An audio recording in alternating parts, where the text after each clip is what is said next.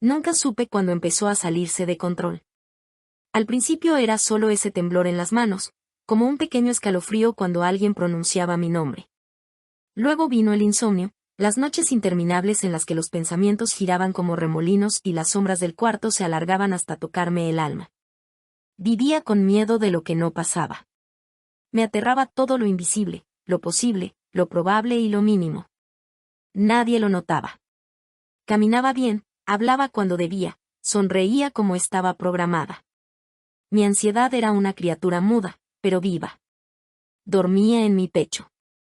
Respiraba cuando yo intentaba dormir. Cada vez que cerraba los ojos, aparecían sus ojos, grandes, oscuros, sin pupilas. Me observaba. No me atacaba. Solo estaba ahí. Una noche, después de escribir durante horas sobre mundos que no existían, me quedé en silencio, y ella salió. No físicamente, claro. Pero la vi. Se formó con el humo del incienso, con los recuerdos de todas las palabras que alguna vez no dije por miedo. Tenía el cuerpo de todos los no puedo, de los tal vez mañana, de las veces que me quedé callada cuando quería gritar. Al principio la odié. Era todo lo que me rompía. La miré y le dije que me dejara en paz. Pero no respondió. Solo caminó hacia mí. Sentí su presencia como frío, como neblina dentro de mis huesos. Me pidió que escribiera sobre ella. No con palabras suaves ni finales felices. Que la escribiera tal como era, caótica, cruel, pero sincera. Así lo hice.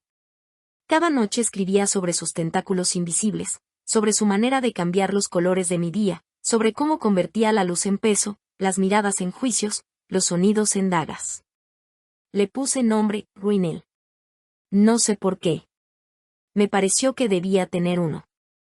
Si ya me controlaba, al menos quería conocerla. Ruinel se volvió constante. Ya no solo aparecía en la noche. A veces en el transporte público, otras en el pasillo del supermercado, y muchas veces justo antes de enviar un mensaje que me aterraba. Me paralizaba, me susurraba dudas, me mostraba todos los caminos a la vergüenza. Pero con el tiempo, también me dio otra cosa, historias. Cuando la describía, cuando dejaba que mis dedos la dibujaran sobre la pantalla, surgían mundos extraños. Ciudades bajo el agua donde la gente hablaba con pensamientos, criaturas invisibles que se alimentaban de silencios, bosques que solo florecían cuando alguien lloraba. Cada monstruo que escribía venía de ella, pero no me asustaba, me inspiraba. Un día, mientras caminaba por el parque, la vi reflejada en el estanque. No era ella exactamente, pero sí algo parecido. Junto al estanque un niño pequeño lloraba en silencio, mientras su madre lo miraba sin entender. Lo vi y sentí que él también tenía una Ruinel. Y supe que debía escribir para él, para los otros que también la llevaban. Que mi monstruo podía ser espejo y refugio. Esa noche escribí un cuento corto llamado El que abrazaba los temblores. Era sobre un ser oscuro que aparecía cada vez que un niño sentía miedo, pero que no se alimentaba de su miedo, sino que lo recogía, lo convertía en canción, y lo cantaba para espantar a los otros monstruos. Ese relato se volvió viral en un rincón inesperado de Internet. Personas empezaron a escribirme. Decían que sentían lo mismo. Que creían que estaban solos hasta que leyeron sobre mi criatura. Alguien me escribió, yo también tengo uno, le puse nombre porque así ya no me domina. Sentí que algo dentro de mí cambiaba. Que Ruinel no era solo mía. Empecé a construirle un universo.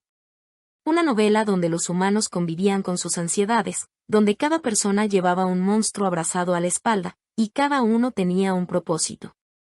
Algunos les hacían bailar mejor. Otros los hacían escuchar con más profundidad. Otros los llevaban a pintar cuadros que nadie más podía imaginar. Mientras lo escribía, la relación con Ruinel cambió. Dejó de susurrarme juicios. Empezó a recitarme escenas. A darme fragmentos de historias que jamás habría inventado sin ella. Me dijo, no soy el enemigo.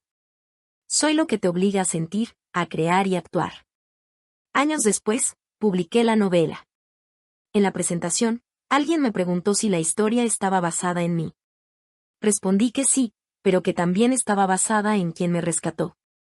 Porque había olvidado decirlo, una noche, cuando la ansiedad fue insoportable, cuando sentí que mi pecho se iba a romper, un personaje apareció. Era un ser que no conocía. Que representaba mi fuerza, mi valor, mis sueños y las personas que amo, incluyendo yo misma. Eso me provocó una sensación de protección. A este personaje lo nombré el domador de sombras. Pero en mi vida, nunca volvió a aparecer. Y sin embargo, desde ese día, cuando Ruinel venía, ya no lo hacía sola. Venía con el recuerdo del abrazo de aquel ser.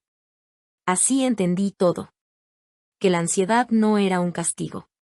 Que el monstruo que tanto temía solo quería ser visto, ser escuchado, comprendido y narrado. Lo que nació como una sombra ahora es mi musa. Lo que me rompía, ahora me canta. Y cada vez que alguien lee mis páginas y se identifica, siento que el monstruo se expande, se transforma y se convierte en luz. Mi ansiedad creaba monstruos, y uno de ellos me abrazó.